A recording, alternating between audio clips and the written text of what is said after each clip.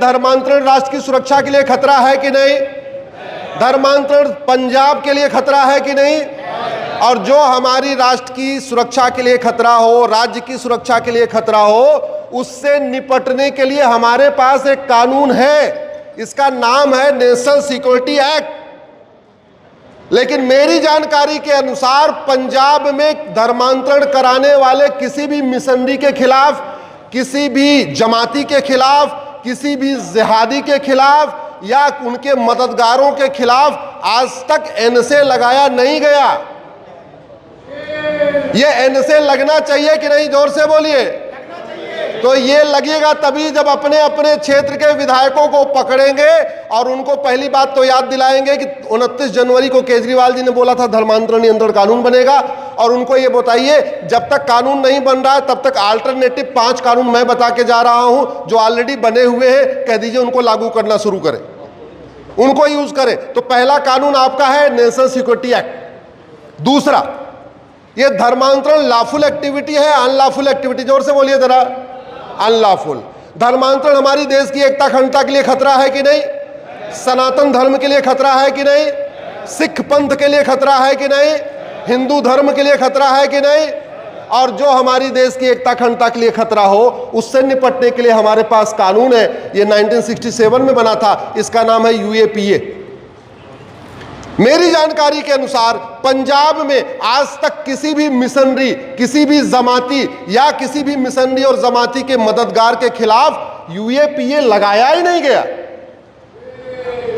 ये लगना चाहिए कि नहीं?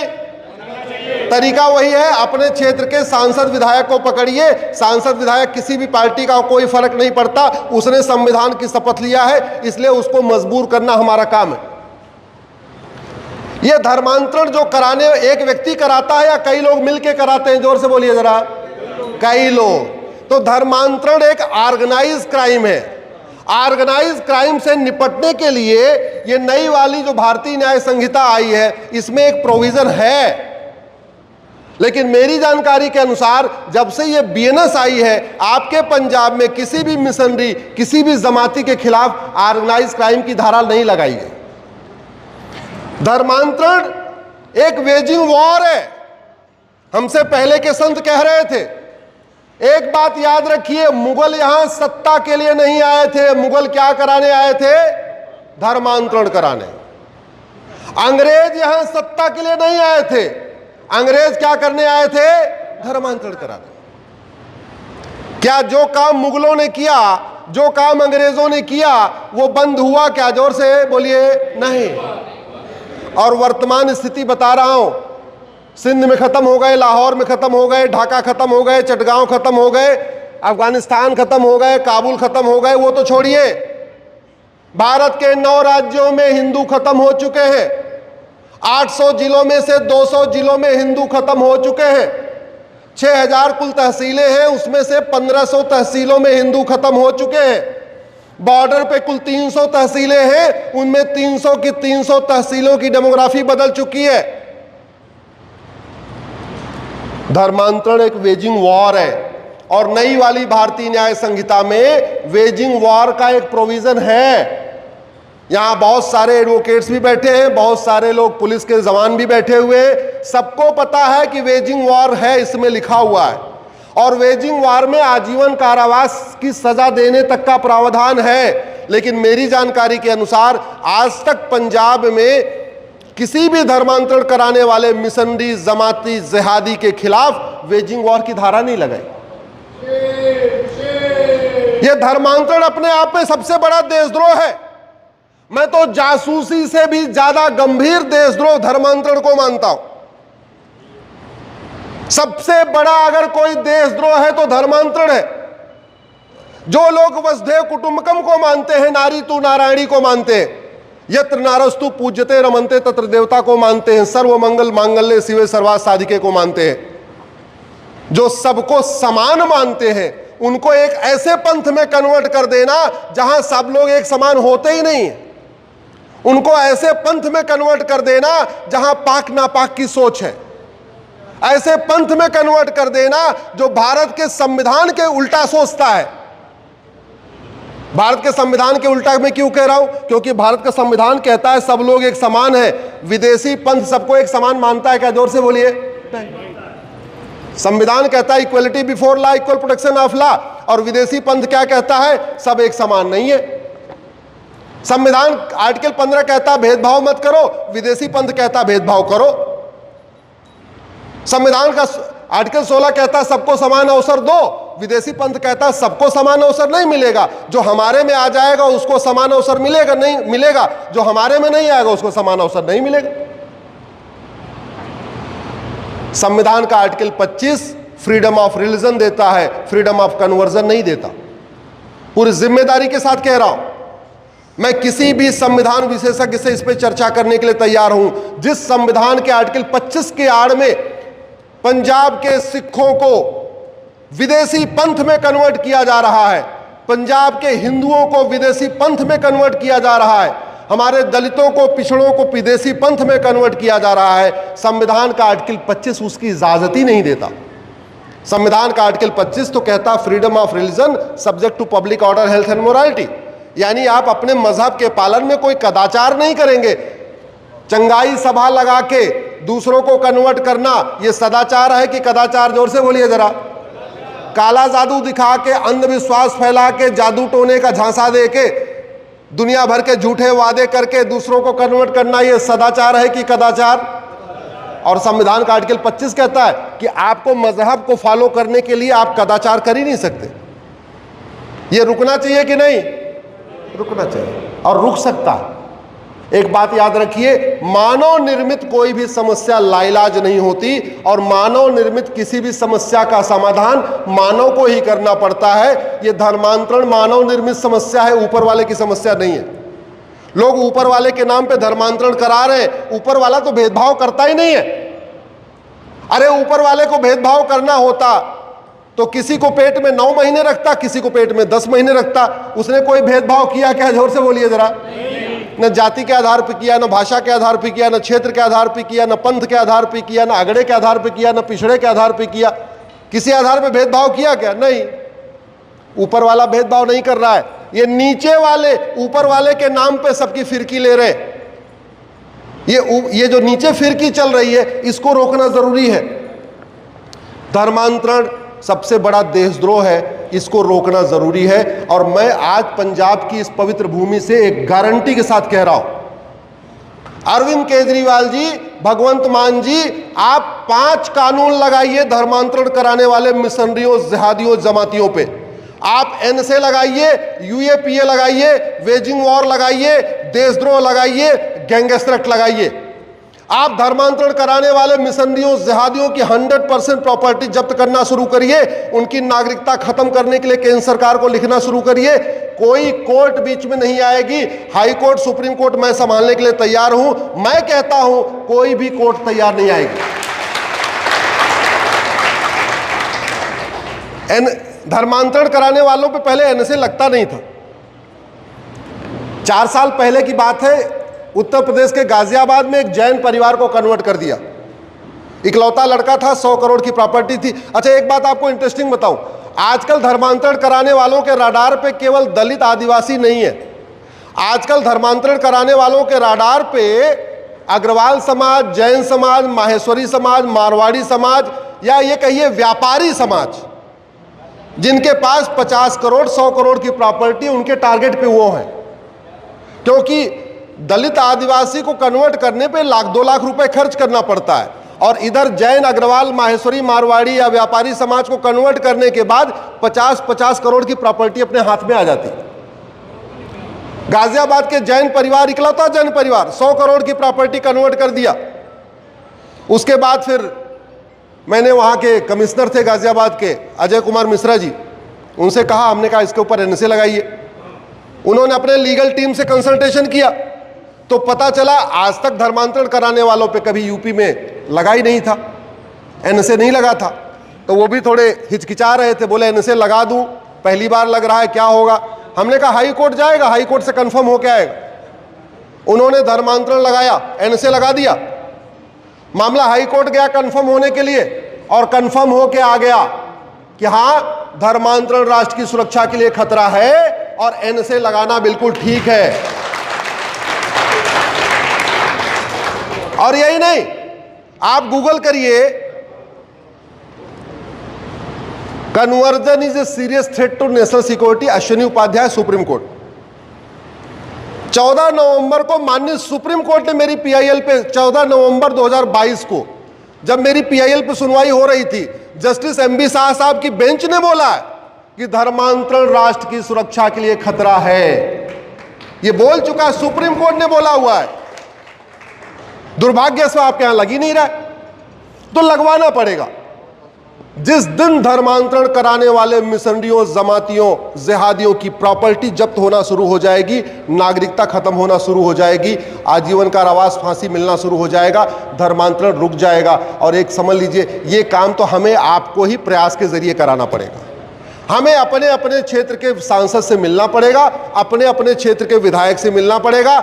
अच्छी बात यह है, जिस पार्टी ने धर्मांतरण नियंत्रण कानून का वादा किया था वो पार्टी सरकार में है, और वो भी वादा भी कोई किसी सांसद विधायक नहीं किया था, आम आदमी पार्टी के मुखिया अरविंद केजरीवाल जी ने किया था, जालंधर में किया था। जगह भी आपको बता रहा हूं, अखबारों में सब छपा भी है। उनको पूरा करना चाहिए कि नहीं पूरा करना चाहिए? अब नहीं पूरा कर रहे हैं, वादा खिलाफी कर रहे हैं, इधर उधर भाग रहे हैं। तो जब पंजाब में कहीं आए, मैं आज अपनी सभी पंजाब के भाइयों से कहता हूं, जब भी पंजाब का कोई मंत्री किसी सार्वजनिक कार्यक्रम में आए, पंजाब का कोई विधायक किसी सार्वजनिक कार्यक्रम में आए, पार्टी के आला कमान चाहे वो केजरीवाल जी किसी सार्वजनिक कार्यक्रम में आए, उनको पकड़िए।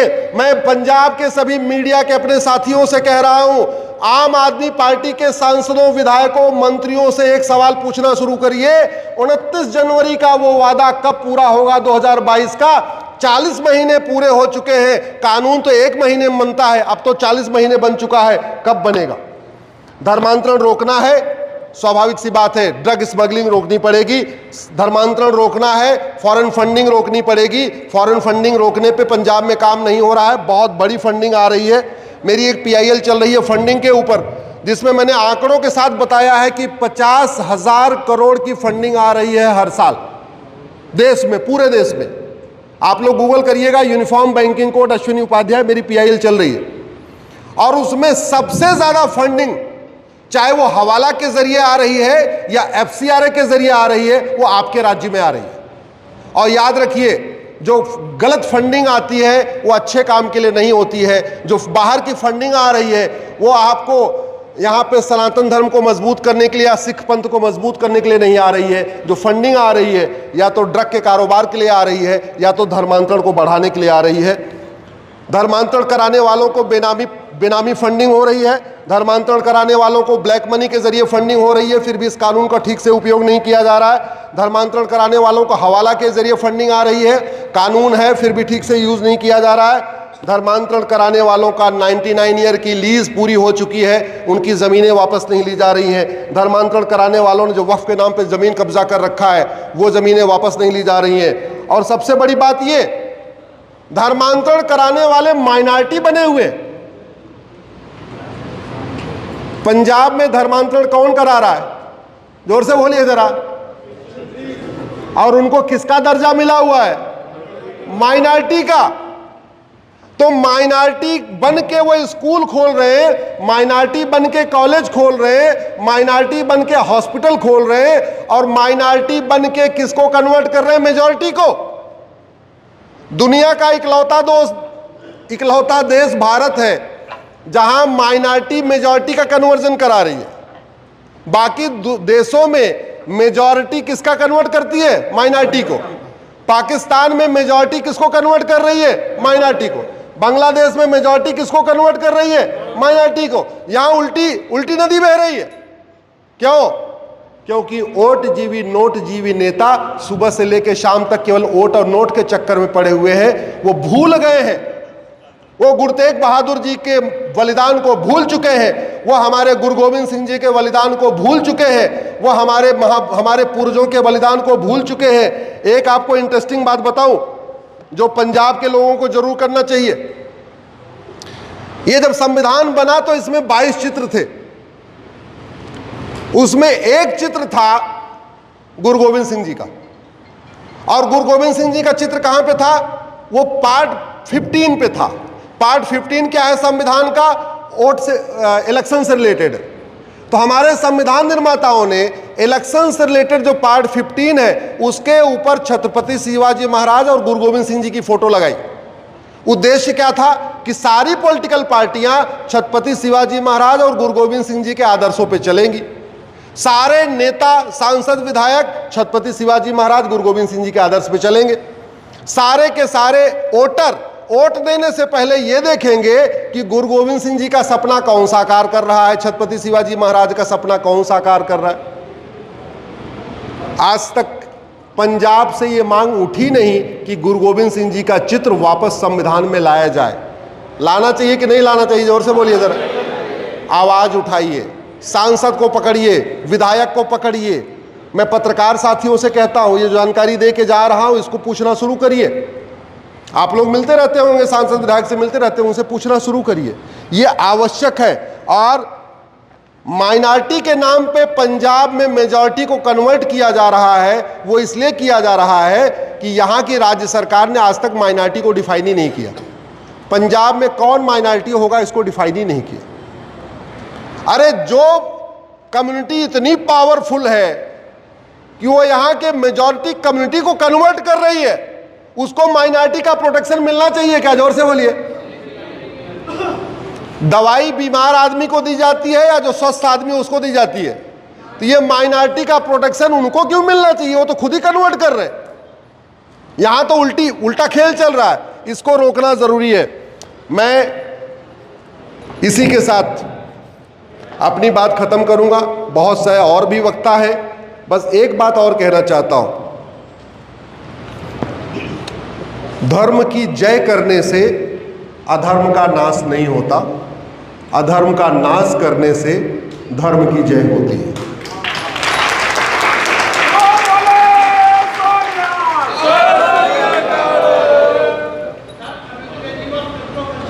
अब समय आ गया है, प्रत्येक गुरुद्वारा, प्रत्येक मंदिर, प्रत्येक सप्ताह एक बैठक करे पंजाब में, और बैठक करके अपना साल का घर वापसी का टारगेट सेट करे। मैं आपसे पूछता हूं, क्या एक गुरुद्वारा एक परिवार को घर वापसी नहीं करा सकता एक हफ्ते में? क्या? जोर से बोलिए जरा। साल में 52 हफ्ते होते हैं, 52 वीक्स होते हैं। अगर प्रत्येक गुरुद्वारा ये टारगेट कर ले, हमको प्रत्येक सप्ताह एक परिवार की घर वापसी कराना है, तो प्रत्येक गुरुद्वारा साल में 52 परिवारों की घर वापसी करा सकता कि नहीं? हम सब कुछ कर रहे हैं। लंगर लगाना धर्म की जय है, मंदिर में पूजा करना धर्म की जय है। लेकिन धर्म की जय करने से अधर्म का नाश नहीं होगा। अधर्म का नाश कैसे होगा? घर वापसी से। अधर्म का नाश करेंगे तो धर्म की जय होगी। अब समय आ गया है, प्रत्येक जैन मंदिर, प्रत्येक बौद्ध मंदिर तो पंजाब में नहीं है, हाँ, अपने जो हिंदू मंदिर हैं और सिख के गुरुद्वारे, इनमें हर सप्ताह इसकी समीक्षा किया जाए, टारगेट फिक्स हो, लोगों को लगाया जाए। इससे बड़ी कोई देश की सेवा नहीं हो सकती। घर वापसी से ज्यादा गुरुओं की कोई सेवा नहीं हो सकती। घर वापसी कराने से ज्यादा हमारे गुरुओं का कोई सम्मान नहीं हो सकता। अरे, जिस धर्मांतरण को रोकने के लिए हमारे गुरु तेग बहादुर जी ने अपना शीश कटवा दिया, गुरु गोविंद सिंह जी ने अपने 4 पुत्रों को, 4 साहिबजादों को न्यौछावर कर दिया, क्या उनके सम्मान में हम 2-4 लोगों की घर वापसी नहीं करा सकते? क्या? जोर से बोलिए। इसलिए सभी व्यापारी, सभी जो सक्षम लोग हैं, चाहे वो धन से सक्षम है, अर्थ से सक्षम है, जैसे भी सक्षम है, अगर जीवन में कोई एक काम करना है, अपना टारगेट सेट करिए कि हमको साल में एक घर वापसी कराना है। ऐसे मंदिर, सारे गुरुद्वारे टारगेट सेट कर ले, हमको सप्ताह में एक घर वापसी कराना है। गुरुदेव कहाँ चले सब लोग? ये हो संभव है कि नहीं? अगर सारे मंदिर एक टारगेट सेट कर ले, सारे अखाड़े टारगेट सेट कर ले कि हमको साल में 500 लोगों की, साल में 100 परिवारों की, साल में 200 परिवारों की। अब यही समय है। तो सरकार की ड्यूटी है धर्मांतरण रोके और समाज की ड्यूटी है, जोर से, घर वापसी कराए। यस, धर्म की जय करना सरकार समाज का काम है, अधर्म का नाश करना शासन का काम है। तो धर्मांतरण नियंत्रण अधर्म है, धर्मांतरण कराना अधर्म है, तो धर्मांतरण रोकना शासन का काम है और घर वापसी कराना समाज का काम। समाज भी कराए, शासन भी कराए। अगर सब लोग मिलके कराएंगे तो घर वापसी हो जाएगी। घर वापसी हो जाएगी, हमारी संस्कृति बचेगी, हमारे त्योहार बचेंगे, हमारे विचार बचेंगे, हमारी वेशभूषा बचेगी, हमारा सब कुछ बचेगा। और अगर ये घर वापसी चलता रहा तो जैसे हम पाकिस्तान में ख़त्म हो गए, धर्मांतरण अगर चलता रहा तो जैसे अफगानिस्तान में ख़त्म हो गए, पाकिस्तान में ख़त्म हो गए, बांग्लादेश में ख़त्म हो गए, कश्मीर में ख़त्म हो गए, मिजोरम में ख़त्म हो गए, मेघालय में ख़त्म हो गए, नागालैंड में ख़त्म हो गए, लद्दाख में ख़त्म हो गए, लक्षद्वीप में ख़त्म हो गए, 800 जिलों में से 200 जिलों में ख़त्म हो गए, 6000 तहसीलों में से 1500 तहसीलों में ख़त्म हो गए, भारत के 9 राज्यों में ख़त्म हो गए।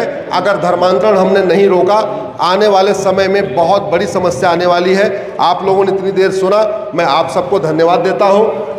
हमें बुलाने के लिए किधर गए? सुखपाल जी, आपको मैं विशेष रूप से धन्यवाद देता हूँ। यहाँ पे आपका धन्यवाद है जी, जो आपने समय दिया, समय नहीं था। यहाँ बहुत सारे लोग बैठे हैं, बहुत सारे लोगों को मैं जानता हूँ, नाम नहीं लेना चाहता हूँ। कैसे धर्मांतरण रुकेगा, अब ये मंदिर में बैठ बैठ के आपको तय करना पड़ेगा, अपने अपने गुरुद्वारे में बैठ बैठ के तय करना पड़ेगा। लेकिन ये मान के चलिए, एक बार हमने ठान लिया कि धर्मांतरण हम घर वापसी कराएंगे, घर वापसी रुक जाएगी। बहुत बहुत धन्यवाद, बहुत बहुत आभार।